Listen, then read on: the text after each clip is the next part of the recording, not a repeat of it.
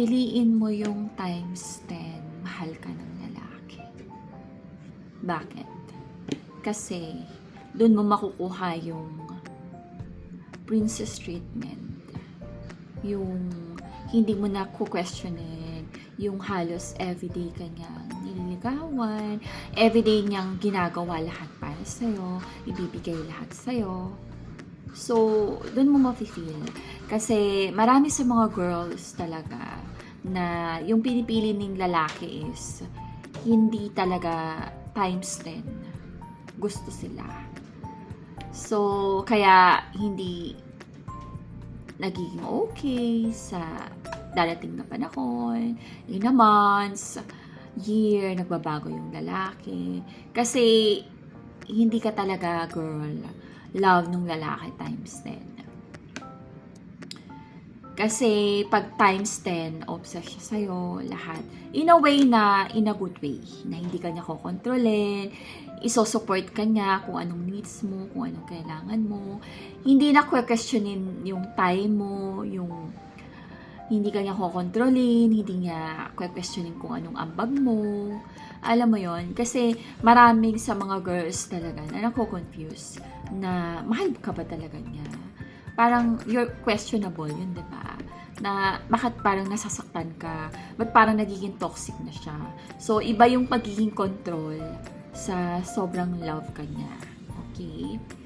And then, akala mo kasi yung iba, nangongontrol siya, nagsiselo siya, ganito.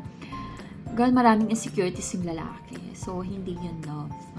Na akala natin na love ka kasi parang nagsiselo siya, ayaw ka ng ganito, ayaw ka hindi ganun, girl. Pag sinabing love ka niya times 10, na kaya niyang i-provide lahat ng gusto mo. Alam mo yung parang meron kang peace, you have freedom in life. Kung anong gusto mong gawin sa buhay mo. Alam mo yun, hindi niya question. Alam mo yun. So, yun yung titingnan niyo, girl. Pero usually kasi pag mga ganon, parang hindi ba super pogi yun, or hindi super bata, or kaedad mo. Usually kasi yung mga ganong klaseng guy is medyo old talaga sa'yo.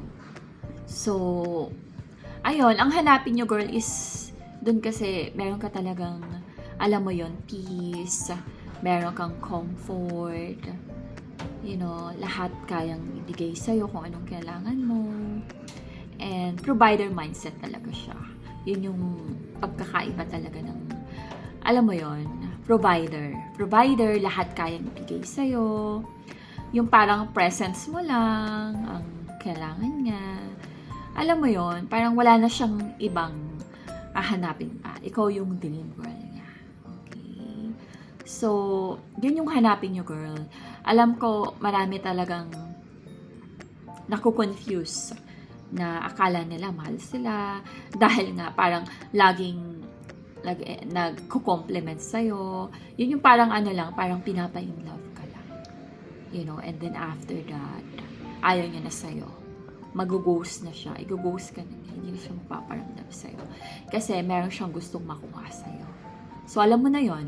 Gusto ka lang niya makuha yung katawan mo. And then after that, wala na.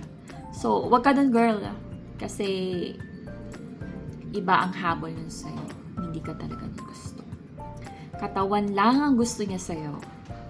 So, mahirap yung ganun, girl. So, dapat umpisa pa lang talaga, i-make sure mo na lahat ibibigay sa'yo. Kung anong kailangan mo. Diba? Ire-respeto ka niya as a human being, as a tao. Hindi lang dahil sa kama. Okay? So, yun yung iisipin nyo lagi, girl, na ang mga lalaki kasi, usually kasi talaga, isa lang naman habol sa'yo, yung katawan. So, i-make sure mo, girl, na bago ka magpaganon is stable ka na financially. Okay? Kasi usually, lahat talaga ganon eh. Pag nakuha ka na, wala na. Tapon ka na, ayaw na sa'yo. Hahanap yun uli ng ibang, you know, makakain sa kama. Makukuha niya. So, ayun, girl. So, hanapin nyo, girl, is yung talagang aalagaan ka financially, hindi ka magsasuffer. Kasi yun naman talaga yung totoong love, 'di ba? Pero yun nga, iisipin mo, okay, lahat binibigay sa'yo, sobrang bait ka sa'yo, pero hindi naman siya mayaman, parang nasa survival lang siya. Mahirap yun, girl. Kasi darating yung time na wala na siya may bibigay sa'yo. So, hanapin mo is yung i-background check mo siya, ano bang status niya, ano bang ano niya, magkano ba yung kinikita niya, ano bang trabaho niya, diba? So, yun girl, pagbasehan mo din. Kasi, mahirap yung puro salita lang, effort lang. Wala naman na ibibigay sa'yo. Financially. Okay. Times 10, mahal ka nga niya, wala naman siyang pera, wala siyang financial. So, that's not love. Kasi, nagre-reflect yon sa sarili mo. Kung ano ba talaga yung pinipili mong lalaki na papasok sa buhay mo. Eh, kung wala naman talaga siyang pera, wala siyang maibibigay sa'yo. So, wala din, di ba? So, magsasuffer at magsasuffer ka. Ikaw lang din yung kawawa dito, girl, okay? Wag puso. Okay, isipin mo yung utak. In a way na dapat hindi ka nagsasuffer in life. Okay? Kasi kung nagsasuffer ka, girl, in life, mag-single ka na lang. Okay? So, meron, girl. Alam mo, don't lose hope. Parang, mag-focus ka, mag-enjoy ka in life, and then, wag ka masyadong magmadali. Wag mong i-rush yung relationship. Enjoy mo siya, magparami ka ng pera. Kasi, pag marami kang pera, you have freedom to do in life. And then, di mo talaga sila kailangan actually. So, ayun lang girl. So, i-make sure mo na ang hanapin mo sa lalaki is provider Okay? Kasi, and times 10. Provider and times 10 kamahal. Yun ang hanapin. So, don't forget that girl. Kasi, pag yun, you enjoy life na eh. You're just enjoying life lang. So, ayun lang girl. Kasi, hindi biro ang pumatol sa lalaki na, alam mo yun, hindi ka mahal. Kasi toxic, stress lang ang abutin mo dyan, girl. So, ayun, make sure mo na,